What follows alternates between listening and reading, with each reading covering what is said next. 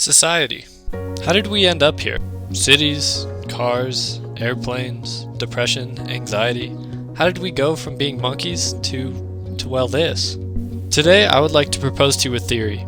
It is my theory, so take it with a grain of salt, of course, but a theory nonetheless about how we ended up where we are now. This is my theory about how a species of apes became a society. And just like all life, this theory begins with babies. I stumbled across an article the other day written by Helen Briggs from BBC that states that giving birth 2 million years ago was relatively easy. So why is giving birth so hard for us now? And why do close living relatives like chimps have an easier labor, giving birth in hours on their own? Well, 2 million years ago, babies' heads were not nearly as large as they are now, because our brains were not nearly as developed as they are now. Because of our small heads, women were able to keep us in the womb for much longer, and we would actually develop much further along in the womb. However, like I mentioned earlier, as our brain continued to develop, our head sizes increased and increased, until eventually the women giving birth almost never survived.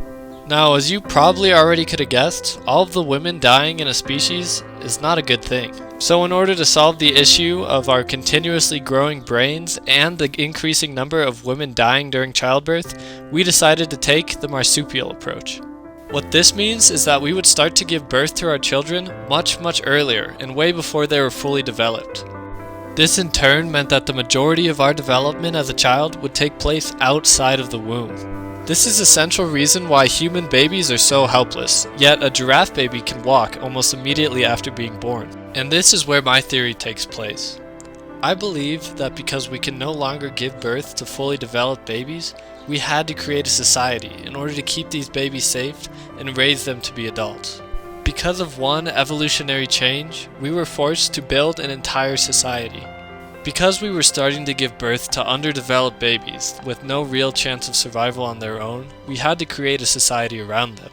We needed people to teach them, we needed people to keep them alive, and we needed people to raise them. And as more and more babies continued to be born, we needed more and more people to help raise them. So first we built communities, and then we built societies.